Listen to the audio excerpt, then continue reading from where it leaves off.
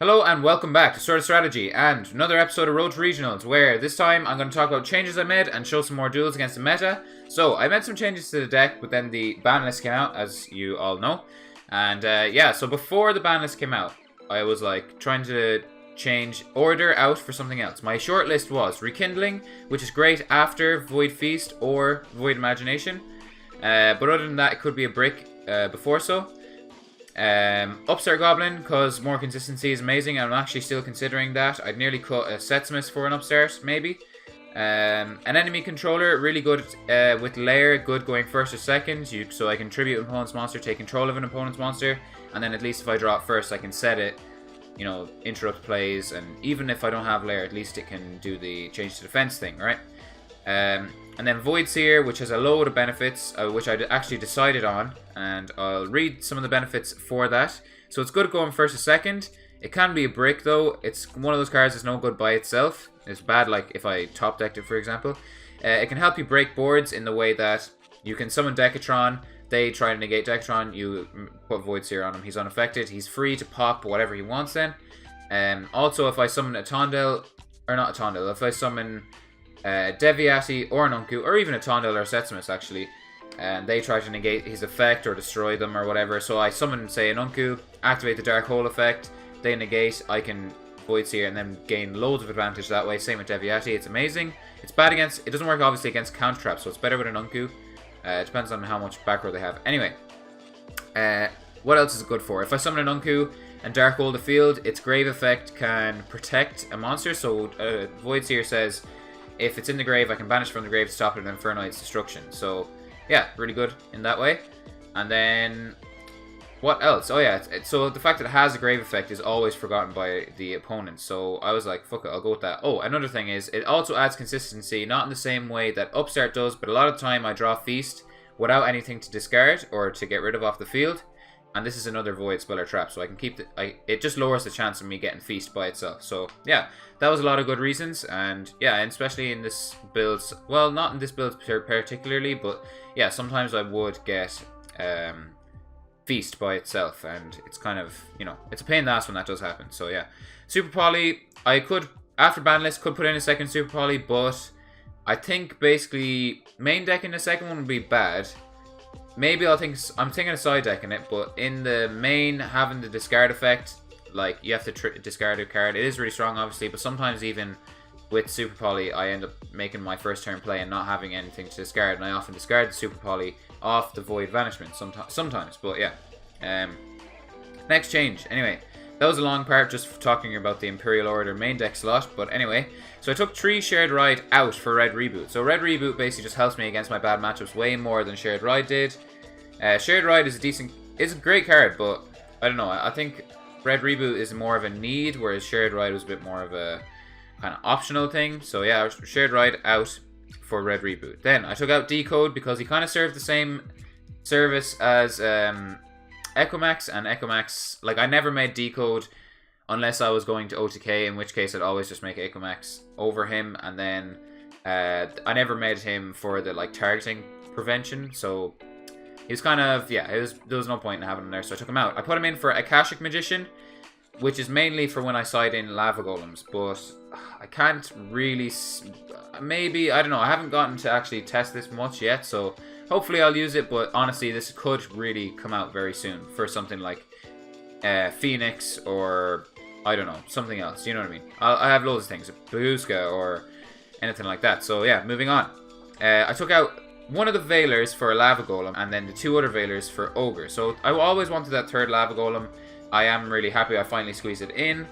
No more explanation for that. I think basically Veiler is a lot worse now. It's still a great card, obviously, but I can't see myself siding it in against any matchups, really. Because, like, Debug has gone to 1, so I'm obviously, like, you know when you Veiler to Debug, the turn kind of ends. That's obviously less likely to happen now. And Veiler's also lost the target of, what's it called? What's the witch? Summon Sorceress. Summon Sorceress is now banned, and then Saryuja seems to be used a lot less by Thunder Dragon players, for example, and I know Orchestra is still a thing, but yeah, I think basically Ogre is better now against the new. You can use it against Saryuja, but it's not as quite as good, obviously. And then you can also use it against Pendulums. It's very good. True Draco's Field Spell. Loads of stuff. I don't know. I'll test it anyway and see if it changes. Denko staying in. Twin Twisters. I'm thinking about taking this out only because I always side in the third, but it has a load of great matchups, but I don't know if I need the third one, really. I'm not really sure. I think I'll keep it in for now. I do really like it, but I'm just considering. I don't know. It's just something I thought about anyway. And yeah, that's all the changes. I'm fairly happy with the deck so far. And yeah, I've talked about that short list of other things I think about putting in the main deck. The only things I'm going to consider changing are possibly Setsumus out. I like having one Atondel, one Setsumus. Or I like having access to both. I wouldn't take out the Atondel, like. And that is kind of that, I think. Voidseer still testing it. And other than that, I'm happy. So, yeah. Let me know what you think, and if you have any suggestions. And, yeah, I suppose I'll just get into the replays. Thanks for listening to my ramble. Okay, so I am back, and I have some pretty great replays, I would say. I had another match against Sky Strikers that I didn't... I can't press cancel when I had the option to save the replay. Really annoying. I keep doing that, but okay, whatever. It was a really easy game, to be honest. Game 1, he bricked really bad. I had double Call by the Grave. I summoned Decatron. He used Ghost Ogre, and then I had Call by the Grave, and then he used a Veiler. I had Call by the Grave, and then, like, it was pretty much over. And then going into game 2, I had no idea what he was playing against. I sided in 3 Denko in case it was Salamangreat or Sky Striker, and then sided out Voidseer in case it was what you call them, Salamangreats, because counter traps, and then sided in the third Twin Twister or something like that. I can't remember what else I took out. And yeah, game 2 then was in OTK. It was pretty good. Then anyway, I have another interesting story with these two, because the player I played against rematched me then with this deck, and he was fucking pissed. But yeah, anyway, load, no more bullshit, and let's see. Oh, Jesus, that was a loud noise. So against Pendulums, I only have the game 1 of this because the cancel, he quit or whatever. I didn't actually. I remember to save the replay. But yeah, it seems like Pendulum Magician play through the Feast play fairly well. And it's kind of scary because, like, it's enough that I can neuter their plays, like, and kind of stop them. I think hitting the Master Servers here was the right play, but then he just happened to have the Wisdom Eyes, so there was nothing really I could do. But I think this was the right play. Summons Destrudo and all that kind of stuff. Goes to battle phase, which is fine by me. He can't do anything too crazy now. And now I have to play through some negates. So I was like, what's he going to do? What kind of negates will he be able to set up? And then in the end, he didn't really set up that many negates. And then him using Destrudo kind of just let me... Feels like I could just, you know... I wasn't that far behind at all then, obviously. So yeah, 1 negate after all that. I'm surprised. Probably people watching will be like, yeah, that's not a great play. I summon Hermetic, which is my immediate out to his 1 negate, and he quits because I had the imagination anyway. So yeah, that was good against them. Going first against him, I think is pretty easy. Going second is challenging, to be honest. Salamangreats. So I got a lot of practice today against Salamangreats and Sky Strikers. I'll swap that around. Against Salamangreats, it's pretty easy. Against Sky Strikers, it's pretty easy as well. I know that sounds like bollocks, but it's true. So top deck Twin Twister, great top deck. Hits the Infernoid. Unfortunate, but that's okay. Ogres, Call by the Grave, lovely. Call by the Grave is an amazing card. Whoever's not playing this, I don't know why you're not playing it. Tiara effect, 3 Entis, Entis for Tiara, and then I pop the back row and the back row twice, because I thought if it was a Salamangreat trap, Beta Links could protect it once, so I was being safe. That's fine anyway. Tondel attack again. Setsumus attack again. And yeah, it's like... It didn't end the game, but yeah, it did end the game pretty much. So yeah, that's 1 replay. Game 2 then against them. I can't remember exactly what I sided in. I don't know why it's reversed, but... probably Twin Twisters and Denko, I assume. I don't... Yeah, I'm not 100% sure. Lava Golem's good against them too, though, so...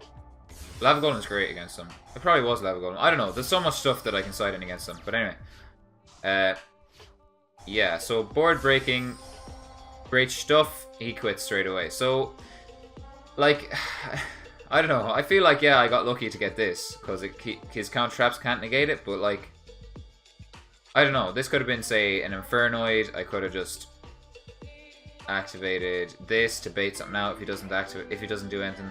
You know what I mean? Like, I don't know. It could have been something else. If it was an Infernoid, yeah, I probably actually could have been stopped, but I guess that's just the way it is. So that was game 1. So now, this game has a story behind it anyway, I'll tell you that. So I'll probably pause at the start, right? So, things were going fine. Like, I don't know, this guy reminded me why I like to play, not anti-meta, but kind of more rogue stuff. Yeah, well, other than the fact that these are like my favorite decks, but this guy was fucking pissed. Holy shit. He was in, I don't know, he was a salty bastard, but Johnny, if you're watching, which you're probably not, obviously, shoutouts to you for being a dick. But yeah, I wish the chat log was in this. It's not, obviously, but yeah, so I'll pause here, right?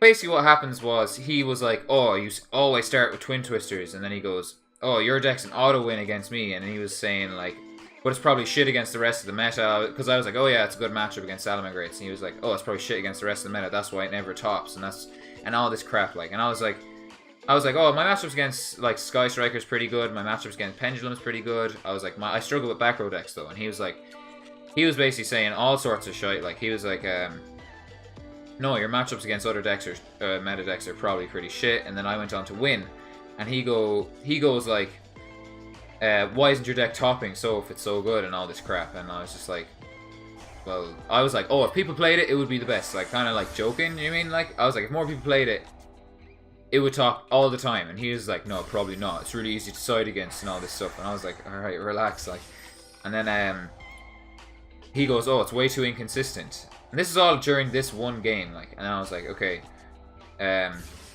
He goes, you're opening consistent hands in an inconsistent deck. And I was like, well, you're opening inconsistent hands, or I was like, you're opening bad hands in a very consistent deck, or whatever. And he was just like, oh yeah, resoning the Buffalo with a Hisa, really bad play. Anyway, 10,000 Equimax attack. I had the negate for any back row as long as it wasn't a counter trap, and then a Setsumus attack. Anyway, yeah, finishing this story, it was basically like, yeah, I was like, well, your deck's consistent as fuck and is opening bad, like, and he was like, I don't know, he was mad anyway. Game 2 then, I was like, oh no, that was all game, not game 1, that was all the first match, not the first game, right? So I won't talk about that anymore. Anyway, yeah, he was really salty, really pissed, and being kind of a dick, to be honest. So he goes first. I was like, cool, I don't mind going second. I knew you'd want to go first. I had the red reboot, Twin Twisters. I had the Arma for the layer, and I had Void Vanishment and an Infernoid. This couldn't be better, like, honestly. So yeah, hit the 2. He was like, this is when he started bitching about Twin Twisters. I activate all this. I activate, you know what I mean, like, he's pretty mad. To be honest though, he probably could have kept playing, like, because this gets changed to defense. I was basically, like, Baguska negates everything, and I was basically just setting up a 3600 wall, which, and well, obviously the Foolish as well, but like, there's nothing really he could do. I wouldn't have been able to send Entis, so he probably could have kept playing, but like, it was pretty much the end there, like, I'm gonna say, right? Fair enough. I think that's fair. Right. That's game 2. So game 1, he comes back. He joins my thing. I was like, hi again, and he was like, he was out for revenge for sure. So I ended on a pretty like bad hand. Well, not bad hand like as such. It was fine. But he goes, oh, lair plus feast. So like Saki or some shit he was saying. I was like, okay, cool. Now he's playing Striker, right? So he was saying my matchup against other decks is bad. I was like, oh god, I was actually getting like nervous enough, like I wanted to win this really bad, and just to prove him wrong, because he was going to be a bitter bastard about it anyway. So he was saying I was opening broken every game and all this stuff, and I was just like, right. So he ends there, probably fucking pulling his hair out. I'm sure he was. So at this moment, I wanted to tribute this and banish his Kagari, but I activated the destroy effect so he couldn't attack. So that was annoying. I would have basically been able to tribute this, attack directly for 16, banish that from the grave, his 1 Kagari, and then at the end of the turn get a token. But instead I popped his token, and if he uses his destroy effect he can't attack for the rest of the turn, so that was annoying, but you know, oh well, not much I could do about it really. It was just frustrating, to be honest. And then I set this because you know, it's going into end phase, and then he had the hand trap, which is fair enough. I can't argue too much with that. Yeah, so he's saying I have twin twisters all the time. I was saying like, well, I main 2 and I side a third one. He's like, well, that doesn't explain why you're opening it with it every game and stuff. And I'm like, well, it's not like I'm stacking my deck. It's virtual. I'm not cheating, obviously. So you know, oh well, it's just the way it is sometimes. So here, you know, stuff's going fine. He's got Hand Trap and Shizuku, which kind of does nothing. He's got the Maiden in the Grave, or Ray or whatever. Still have the Twin Twisters, and yeah. When have we done game 1? No, we haven't. Right, cool. Sorry. I'm getting ahead of myself. I'm getting distracted by my own notes, right? So he negates that. That's fine. I baited out the Ash, activate this. He's like, is this game? I was like, yeah.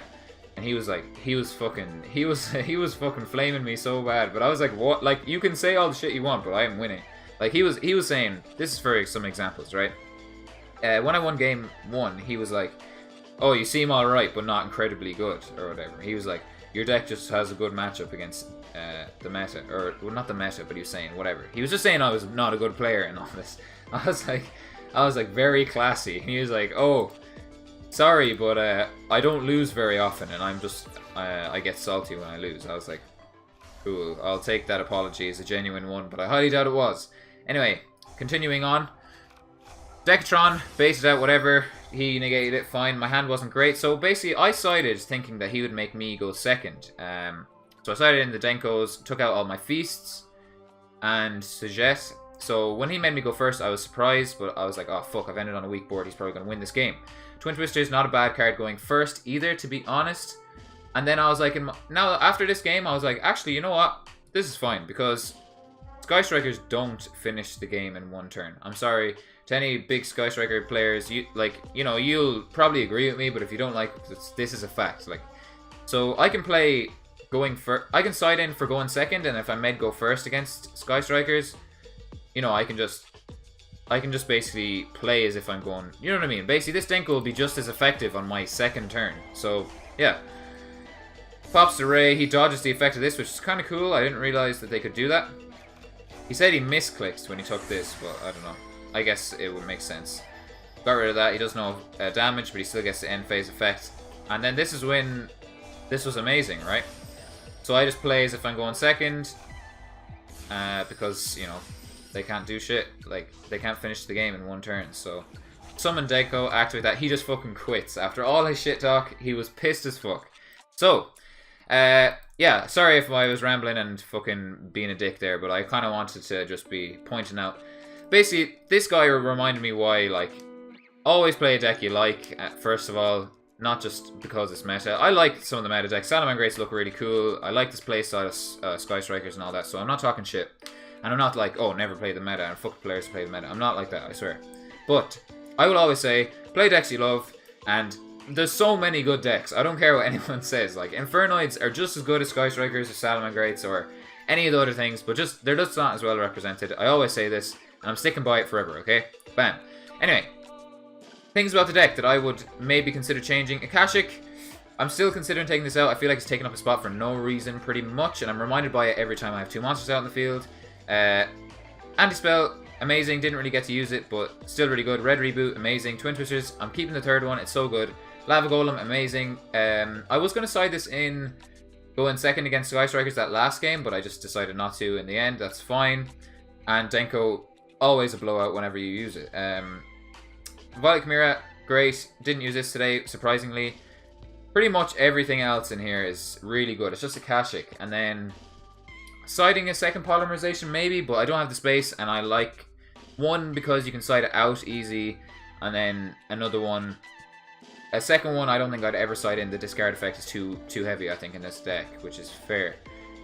Literally, the only thing I'm kind of not sure about is Seer, but I'm liking it so far. Maybe it's sets miss, but I'm liking it so far. Also, I don't know. I feel like the deck is in a really good spot. I'm feeling ready for regionals, okay? Matchups against Salamangreats, really good. Against Endymion, really good. Going second is hard, game 1, but once you side in the Lava Golems, it's not as bad. Orcust, I need more cracks against Orcust. Thunder Dragons, similar to Endymion, if I go second game 1, I need the Lava Golems, I feel like, a lot of the time, but it's not the worst, to be honest. But if I open with, like, Vanishment or an Aramaz and stuff, it can be hard. Sky Strikers, easy enough. Draco and Altergeist and Guru, I kind of lump them all together because they're trap heavy. I have a perfect side deck for it now. I main decked 2 Twin Twisters. I play 2 Petrulia. I play 3 Decatron to get to the Petrulias as well. I think my side deck deals with those, so I'm not too worried about them, but Draco is tough. Yeah, so if you guys have any recommendations or anything like that you'd like see me add or try or test, whatever, let me know, because I really feel like the deck is on its way to being perfect. So yeah, that is that. So thanks for watching. Drop a like if you liked, and if you want to see more, subscribe. It's coming close to the regionals now. It's a week away, so yeah, see how I do. I'm really excited, honestly. I'm feeling good. But yeah, there's always a chance that I'll come back all disappointed and shit, but hopefully not. And yeah, thanks again. Bye bye.